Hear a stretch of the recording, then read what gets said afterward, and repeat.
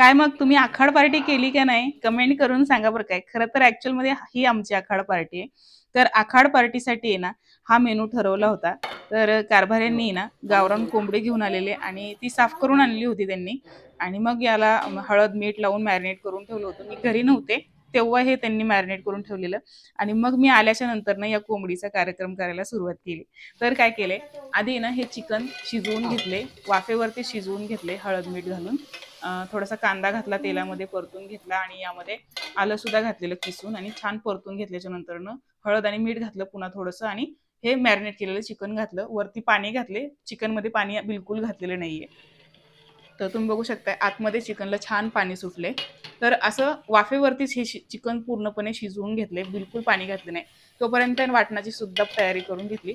रश्श्याचं वाटण केलं होतं, वाटणाची तयारी केलेली आणि हे खरड्यासाठीचं वाटण होतं. तर खरड्यासाठीचं वाटण वाटून घेतले. त्यामध्ये फक्त लसूण आणि मिरची घातली. तर हा खरडा करायला घेतलाय. तेलामध्ये ना कांदा छान परतून घेतला आणि मग हे लसूण आणि मिरची घालून छान परतून घेतले. आणि लसूण मिरची चांगली परतून झाल्याच्या नंतर यामध्ये थोडीशी हळद घालायची, अर्धा ते पाव चमचा. आणि मग गरम मसाला घातलाय अर्धा चमचा आणि हे शिजवून घेतलेलं गावरान चिकन घातलंय. छान परतून घेतलं याला तेल सुटेपर्यंत चांगलं. आणि मग यामध्ये बारीक चिरलेली कोथिंबीर घातली. मस्तपैकी झणझणीत आणि चमचमीत असा हा गावरान कोंबडीचा खरडा बनवून तयार झालाय. तर हा खरडा आहे ना चवीला एकदम भारी लागतो. तर व्हिडिओला लाईक जरूर करा आणि अजूनपर्यंत चॅनलला सबस्क्राईब केलं नसेल तर सबस्क्राईब जरूर करा. तर बघा इथे ना हे रश्श्याचं वाटण तयार करायला घेतले. तर रश्श्यामध्ये ना आज मी थोडीशी बाजरी भाजून घातलेली आहे. 1 चमचाभर बाजरी आणि अर्धा चमचा धने आणि हे सगळं वाटणाचं साहित्य.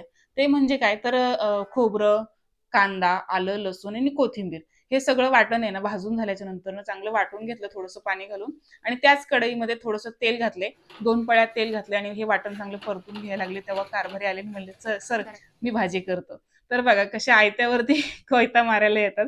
आणि ना मसाले वगैरे मग त्यांनीच घातले आणि हे वाटण चांगलं परतून झाल्याच्या नंतर हे रश्श्यामध्ये सोडले. मस्तपैकी गावरान पद्धतीचा, गावरान कोंबडीचा झणझणीत असा हा रस्सा बनवलाय आम्ही दोघांनी.